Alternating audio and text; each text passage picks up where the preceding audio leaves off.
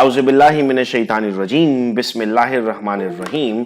अस्सलाम वालेकुम बच्चों, मैं उम्मीद करता हूं कि आप सब खैरियत से और आप सबको वेलकम एक मरतबा फिर ऑनलाइन क्लासेस में।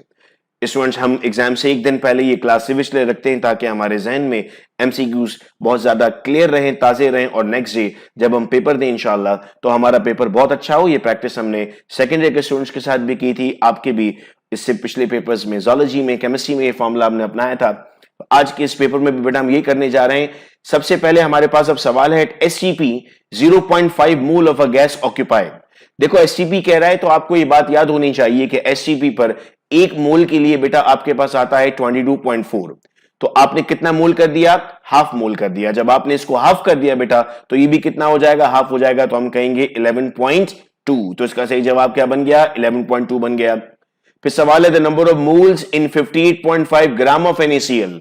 अब ये बताइए कि NaCl का मास कितना होता है? अगर आप मॉलिक्यूलर मास निकालें तो सर 58.5 आता है।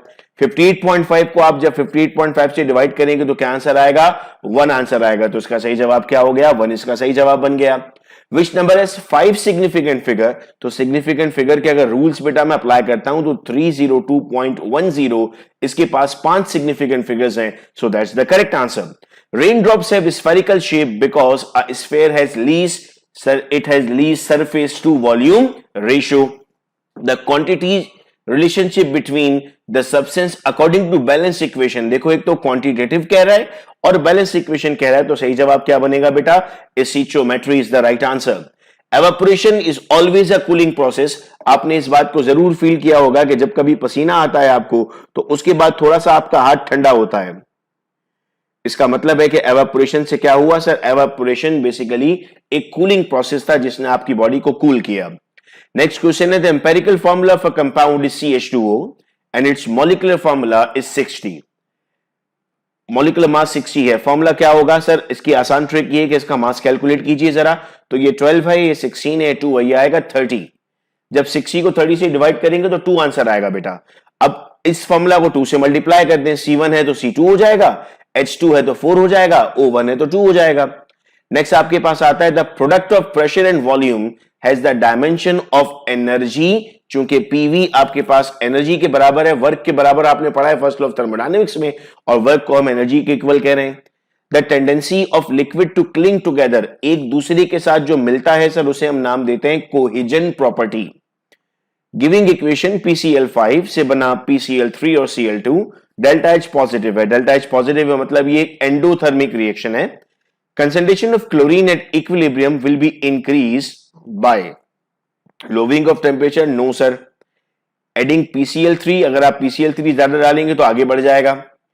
Increasing pressure, no sir. क्या करना पड़ेगा? Adding PCl5। अगर आप PCl5 डालेंगे यानी रिएक्टेंट ज्यादा कर देंगे तो प्रोडक्ट ज्यादा बनेगा। ये प्रोडक्ट ही तो ज्यादा चाहिए था, प्रोडक्ट के बारे में ही तो पूछ रहा था बेटा वो आपसे। अब इसके बाद हम अगले सवाल पे बढ़ते हैं। In SI system the unit of pressure is, sir SI system में प्रेशर का यूनिट बनता है kg metre per second square. The volume of a gas would be theoretically 0 at 0 Kelvin. कुछ बच्चे कहते हैं सर शायद ये 273 डिग्री सेंटीग्रेड है। बेटा सेंटीग्रेड में अगर आएगा तो -273 होगा। तो इसका जवाब आपके पास ओके बनता है यानी 0 केल्विन बनता है। The internal resistance of a liquid is called as, sir किसी भी लिक्विड की इंटरनल रेजिस्टेंस उसकी विस्कोसिटी कहलाती है।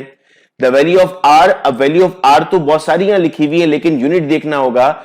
जूल पर मोल पर kelvin is the correct unit. तो आप कहते हैं सर 8.313 जूल्स पर मोल पर केल्विन हमारे पास बिल्कुल सही जवाब है।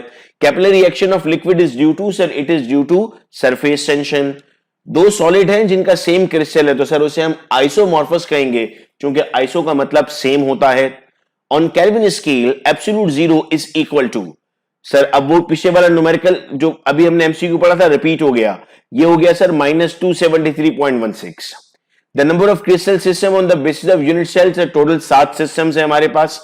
अगर A बराबर है B के, B बराबर है C के, अल्फा बीटा गैमा बराबर है 90 के, तो कौन सा सिस्टम है? जब हम पढ़ते हैं तो हम कहते हैं सबसे आसान सिस्टम है ये, दैट इज क्यूबिकल सिस्टम, जिसमें सब कुछ के इक्वल था। The basis of motor oil grading is, उसकी विस्कोसिटी पे सर आप ऑयल को ग्रेड करते हैं। If absolute temperature increase 2 times and pressure increase 4 times, then what is the effect on volume? अगर आपने टेम्परेचर बेटा 2 मरतबा बढ़ाया तो वॉल्यूम 2 मरतबा बढ़ गया। अगर आपने प्रेशर 4 मरतबा बढ़ाया तो वॉल्यूम 4 मरतबा कम हो गया। अब 2 मरतबा बढ़ा और 4 मरतबा कम हुआ तो इसका ताल्लुक बना कि वो एक्चुअल में आधा हो गया बेटा, तो हमने लिखा is halved. The presence of hydrogen bonding in a liquid actually is decreasing the vapour pressure, और इन अदर वर्ड्स हम कहते हैं कि ये बॉइलिंग पॉइंट को बढ़ा देता है। Diamond is very hard because चूंकि सर वो क्लोजली पैक्ड हुआ होता है कार्बन एटम और large number of covalent bond होते हैं, इसी वजह से डायमंड के लिए हम कहते हैं कि it is the hardest substance ever known. Graphite conduct electricity, graphite जो पेंसिल में मौजूद होता है क्यों इलेक्ट्रिसिटी कंडक्ट करता है? Because it is parallel to its layer but not perpendicular. अगर परपेंडिकुलर होता है तो इलेक्ट्रिसिटी पास नहीं करता, अगर पैरेलल है तो बेटा इलेक्ट्रिसिटी पास करेगा। While considering the rule of significant figure, the simplified result of 3.10 plus 14.3671 is, जब आप सॉल्व करते हैं तो आपका आंसर 17.4671 आता है, और राउंड ऑफ करते हुए बेटा अगर आप आते हैं तो आपके पास आंसर बनता है 17.47। The pair is the same empirical formula. Sir इस पेयर में अगर हम सेम इंपेरिकल फॉर्मूला ढूंढने जाएं तो ये HCHO और CH3COOH का सेम आएगा, चूंकि 2 कार्बन है, 4 हाइड्रोजन है और 2 ऑक्सीजन है। अगर कैंसिल आउट करेंगे तो यही बनेगा बेटा CH2O। In a certain process 500 joule of work is done on the system, system का फायदा हुआ, which gives off heat, system का नुकसान हुआ।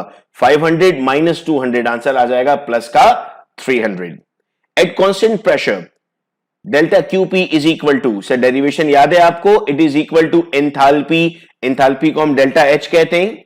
Pressure volume work is given by, sir it is given by P delta V, इसको हम बेटा कहते हैं, ये प्रेशर वॉल्यूम वर्क की इक्वेशन होती है हमारे पास, P delta V। The ratio of force to pressure is equal to, sir it is equal to area. 10 calories is equal to, अगर ये 1 कैलोरी होता तो हम 4.184 कहते। बहुत बच्चे अभी भी समझते हैं 4.184 आंसर है, लेकिन इसने क्या कह दिया आपसे, इसने 10 कैलोरीज कह दिया। अगर 10 कैलोरी का तो बेटा आप जवाब 10 से मल्टीप्लाई करके आएगा, दैट इज 41.84।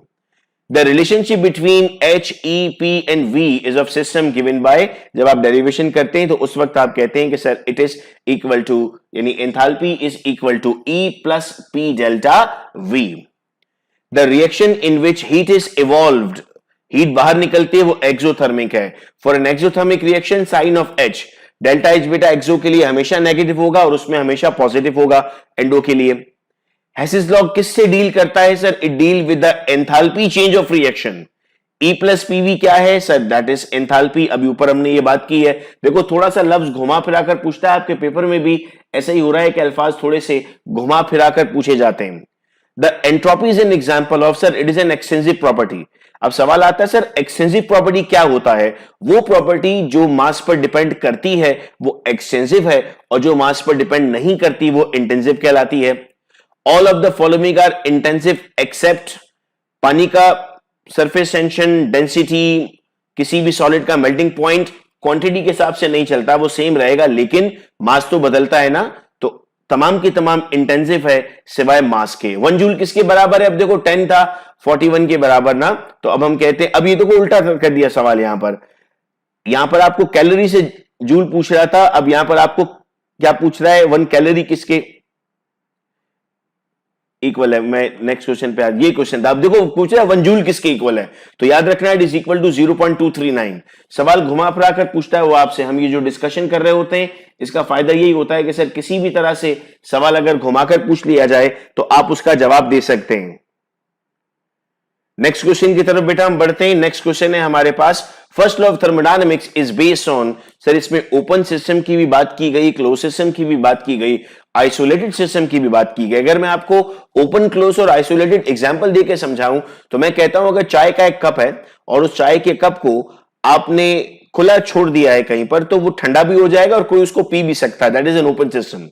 लेकिन अगर आपने उस चाय के कप को किसी अलमारी में बंद करके रख दिया तो वो ठंडा हो जाएगा लेकिन कोई पी नहीं सकता उसको, that is a close system. लेकिन अब अगर आपने उसको थर्मोस में डाल दिया तो अब कोई पी भी नहीं सकता और उसकी एनर्जी भी कम नहीं होगी, तो इसको हम क्या नाम दे देते हैं बेटा? इसको हम नाम दे देते हैं आइसोलेटेड सिस्टम। तो फर्स्ट लॉ ऑफ थर्मोडायनेमिक्स ने इन सब की बात की थी, तो all of these is the right answer. Which is not an intensive property, enthalpy is not an intensive property, ये एक्सटेंसिव प्रॉपर्टी है।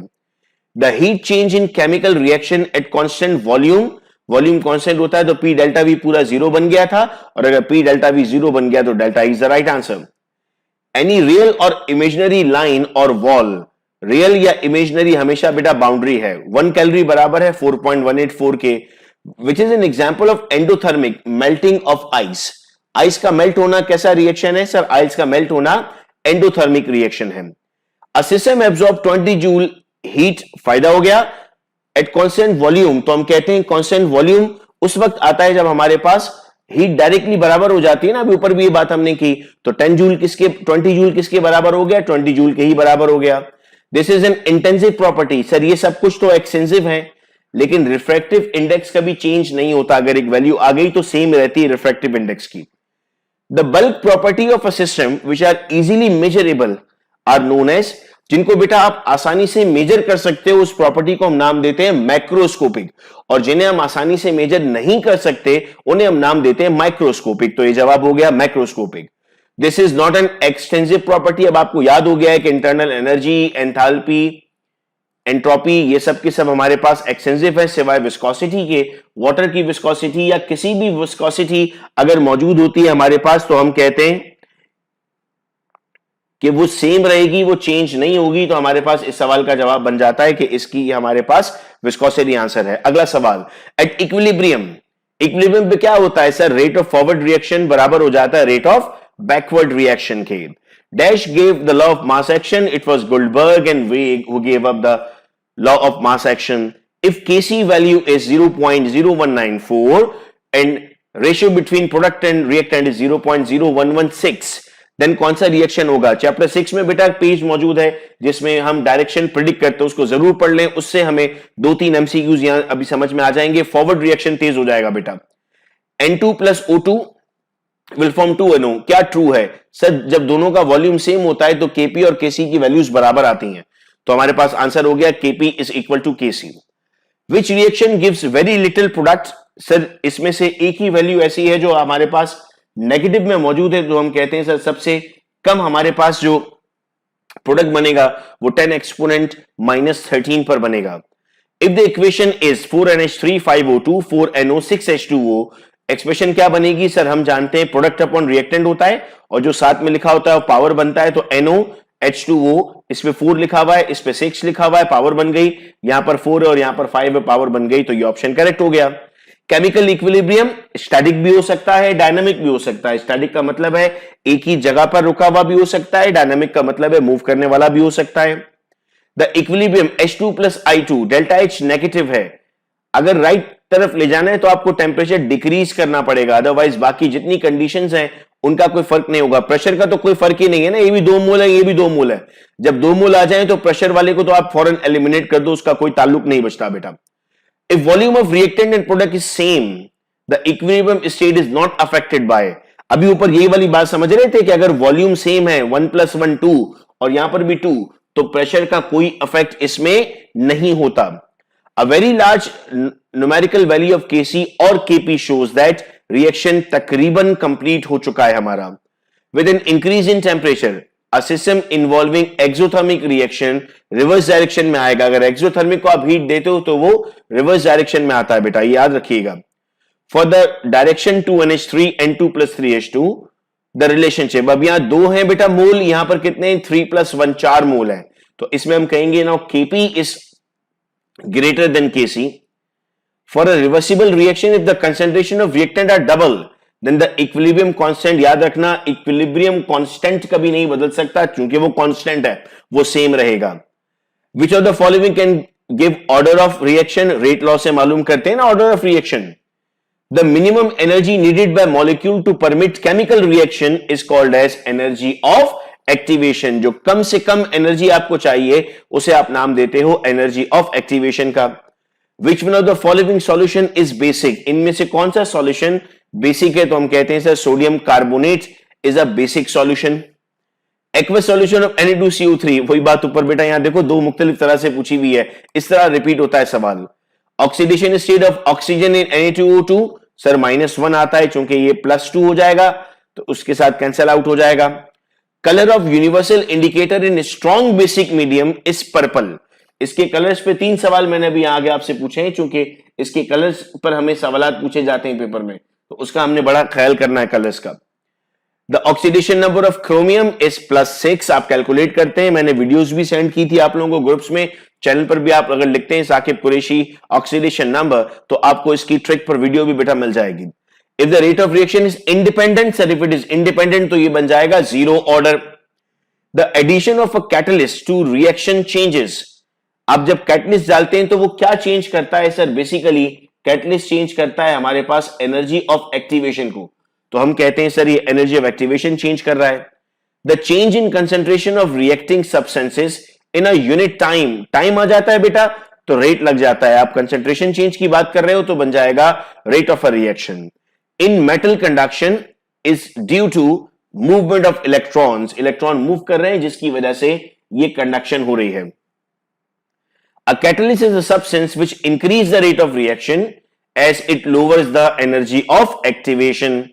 The oxidation number of oxygen, वो वीडियो जरूर बेटा देख लेना ऑक्सीडेशन नंबर वाली, ताकि ऑक्सीडेशन नंबर के जो सवालात हैं वो आप क्लियर कर सकें। The branch of chemistry which deals with the study of reaction is called as chemical kinetics, आपका चैप्टर नंबर 8 इसी नाम पर है।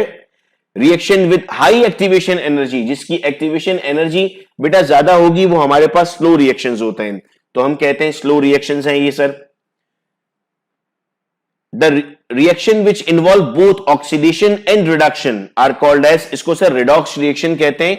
रिडॉक्स टाइट्रेशंस आप लोगों ने परफॉर्म की होंगी प्रैक्टिकल्स में, हमारी बॉडी में जो रेस्पिरेशन हो रही है ये एक रिडॉक्स रिएक्शन है। The rate of reaction decreases as the reaction proceeds, जैसे जैसे रिएक्शन आगे बढ़ता जाएगा तो कम वक्त लगेगा उसको। अब the number of moles of solute पर 1 dm3, ये मोलैरिटी है, अगर बेटा यहां पर हो जाता 1 kg तो ये मोलैलिटी बन जाता।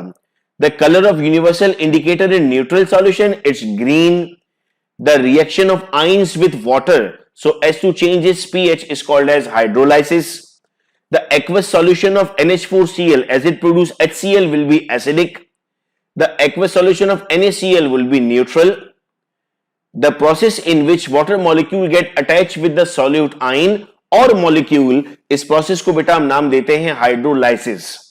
This salt will hydrolyse in water, NH4Cl hydrolyse हो जाता है पानी में, HCl जैसे अभी हमने कहा। कॉपर सल्फेट जब वाटर से रिएक्ट हो रहा है तो आपके पास सल्फ्यूरिक एसिड बन रहा है, यानी ये सॉल्ट क्या हो गया है? बेसिकली हाइड्रोलाइज हो गया है, OHS के साथ आकर लग गया है। देन वाटर ऐड हो रहा है, वाटर ऐड होने को हम हाइड्रेशन कहते हैं इसमें। अब आप कहेंगे सर इसमें और इसमें क्या फर्क है? हाइड्रोलिसिस में ब्रेकडाउन हुआ है ना बेटा, कॉपर सल्फेट से कॉपर हाइड्रोक्साइड बन गया, लेकिन यहां पर देखो ऐड हो गया, पॉइंट लग गया है, .5H2 हो गया, तो इसे हम कहेंगे hydration. Breaking of OH bond से ब्रेक कब होता है? हाइड्रोलाइसिस में ब्रेक होता है। The colour of universal indicator in weak basic solution deep blue, अगर वो स्ट्रांग था तो उसमें क्या था हमारे पास? जब वो स्ट्रांग था तो उसमें हमारे पास पर्पल कलर बना था या इंडिगो कलर बनता है। The oxidation number of Mn in KMnO4 is +7, K का बेटा +1 है, O का -8 है, तो ये आपके पास +1 और -8 जब इक्वल टू के बाद जाते हैं तो साइन चेंज हो जाती है, तो 8 में से 1 आपने माइनस करना होता है, 7 आता है बेटा आपके पास। The oxidation number of S in H2SO4, oxidation number निकालना है, S का H2SO4 में 6 आता है बेटा जब आप इसको इस फॉर्मूला से कैलकुलेट करते हैं। The specific rate constant of chemical reaction is given bye K, ये स्पेसिफिक रेट कांस्टेंट का हमारे पास यूनिट है। These colligative properties of solution depends upon the number of particles, sir जो कॉलिगेटिव प्रॉपर्टीज होती है वो डिपेंड करती है नंबर ऑफ पार्टिकल्स पर, तो हम कहते हैं sir that's the correct answer. फिर हम कहते हैं sir in zero order reaction, यानी ये ऐसा रिएक्शन है जो रिएक्टेंट पर डिपेंड नहीं कर रहा, तो फिर किस पर डिपेंड करता है? मोस्टली हम कहते हैं कि सर ये लाइट पर डिपेंड करता है। The rate constant depends upon, rate constant temperature पर बेटा डिपेंड करता है हमारे पास, तो हम कहते हैं सर टेम्परेचर इसका सही जवाब होगा। नेक्स्ट की तरफ बढ़ते हैं अगर हम, तो हम कहते हैं sir this ion has the greatest degree of hydration, जितना ज्यादा चार्ज होता है बेटा उतनी ज्यादा डिग्री ऑफ हाइड्रेशन होती है हमारे पास, तो Al+3 is the correct answer. Basicity of sulphuric acid, sulphuric acid का फॉर्मूला क्या है? H2SO4, दो हाइड्रोजन है ना, इसीलिए 2 आ गया बेटा। Sulphur has an oxidation state of +4 in H2SO3। तो बेटा मैं उम्मीद करता हूं कि आप लोगों को अब ये बिल्कुल क्लियर था, और जो 100 MCQs हमने अभी डिस्कस किए, वो डिस्कस करने के बाद हमारी बहुत सी प्रॉब्लम्स दूर हो गई होंगी। अब आपकी प्रैक्टिस के लिए एक गूगल फॉर्म टेस्ट, जो पहले भी आप लोगों के व्हाट्सएप ग्रुप्स में सर्कुलेट किया था, बहुत सारे स्टूडेंट्स ने उसको सॉल्व भी किया था, और अगर नहीं भी सॉल्व किया था बेटा, तो डिस्क्रिप्शन में मैं उसका लिंक ऐड कर रहा हूं, उसको आप सॉल्व कर सकते हैं। उसकी एक्सप्लेनेटरी वीडियो भी चैनल पर मौजूद है। यानी अब आपके एमसीक्यूज की जो 43 मार्क्स हैं इंशाल्लाह वो पूरे आपको मिलेंगे। बहुत शुक्रिया आप तमाम का इस वीडियो लेक्चर को सुनने का। अपना बहुत ख्याल रखिएगा आप सब लोग। अल्लाह हाफिज।